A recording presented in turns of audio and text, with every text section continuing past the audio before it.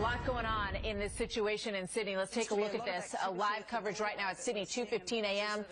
We just saw police go through the door. More people came out. Lots of shots fired in this situation. So we are clearly at a huge turning point in what has been an unbelievable siege of a coffee shop in the middle of Sydney.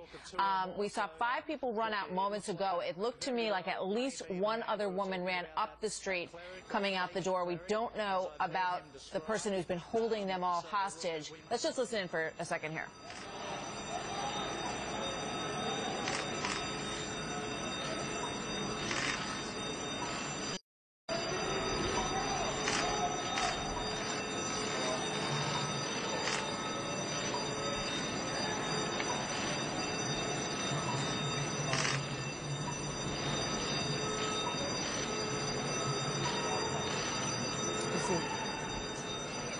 Still inside. That would have followed a decision that they were in mortal danger. Now they're being signalled to bring up extra personnel. And ambulance crews are also they're calling for ambulance crews, are they? So there are going to be believed to be injuries, or they wouldn't obviously be calling for these crews. Medics are going in, as indeed the bomb disposal experts are now going forward, although not going directly. He's being steered actually towards the building. I think probably being held back for his own safety, just as those operatives continue to clear the space. What was interesting about the beginning of this assault was that there were 2 operatives that went in the angle that we can see at, but there were a number lurking around the corner, and it was clear that there were several individuals on the side of the police had already penetrated that building.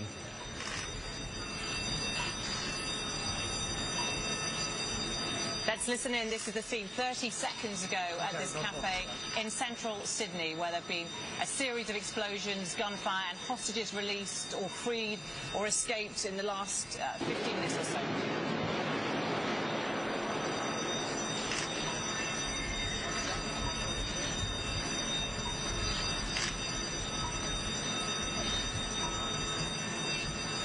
Excuse me. Excuse me, sir.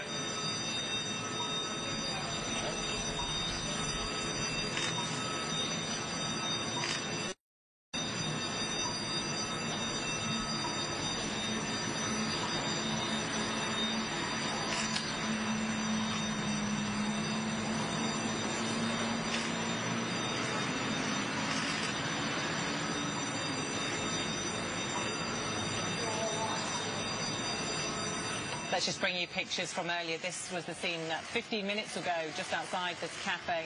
5 hostages fleeing from the building. This gentleman here bringing himself forward to the police. He lays spread-eagled on the floor as police check him over. It's been a very dramatic 15 minutes where this hostage situation into its 16th hour is clearly drawn to a conclusion. There's been a series of explosions. We heard rapid gunfire just a few moments ago. We're just moving away from the live pictures for a few moments while we establish exactly what's happened in that building. But clearly events on the ground have moved at a pace now. So. They are moving at a pace, and we are not showing the live feed in order to protect the sensibilities of our audience. It is unfolding extremely rapidly. There have been, we can see evidence of medical attention being given to 1 or 2 individuals, including heart massage is going on in the background on the outskirts, on the perimeter of this operation that got underway just moments after these hostages managed to escape or were released. We will be bringing an edited version of those pictures to our viewers as soon as we are able to. But it has been a very dramatic, sudden change in events from the moment when. Now let's just see this. This is the moment when 5 were released. Sam, Sam, I just want to remind our viewers, when these events have been unfolding over the past 16 hours, we did hear from police they wanted to resolve this peacefully. Obviously, they're going to say that, but they will have done their utmost to do that. Nobody, of course, let alone them, wants to put anybody at risk and wants to see violence. But this is the conclusion, it looks like now, of this ongoing siege. 16 hours in, still unclear how many people were held in that cafe. You suggested earlier possibly 15, other reports suggesting there were up to 30, but at least 10 people released. We saw another woman being brought out after the rapid fire. We've seen ambulance crews. We're now seeing pictures. We don't want to show our viewers at the moment because we want to make sure that we don't show them anything that would be upsetting to them, but there are lots of ambulance crews going in now and a few stretchers as well. Yes, it's quite a dramatic image. That was a very fierce exchange of fire, and it went on in at least 2 different locations. There are 4 ambulance stretcher teams that have gone forward to assess any injured.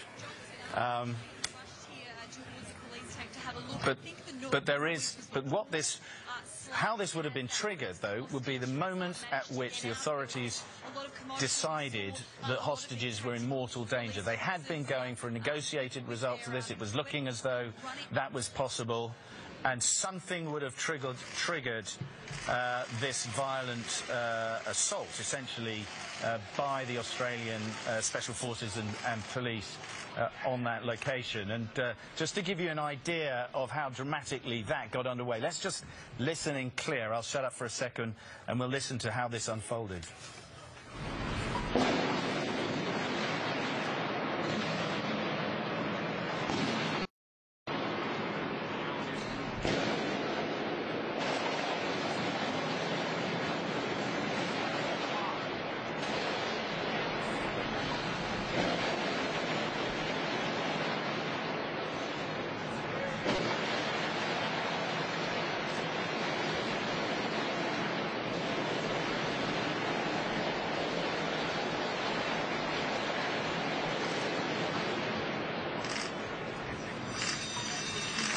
That was around 30 seconds or so, a very intense gunfire there. We saw just on the corner of that building glass shattering onto the floor. We saw one of the armed officers just on that corner. We obviously can't see around the whole building, so we don't know how many armed officers this would have involved. But we were looking at live pictures as this was unfolding. We certainly didn't see a huge number of people rushing into the building, did we?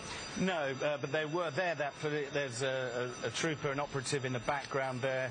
This is the point at which one of the hostages, apparently uninjured, has been released, so they're clearly very shaken. She's been plucked up. There are reinforcements, though, going into the background there.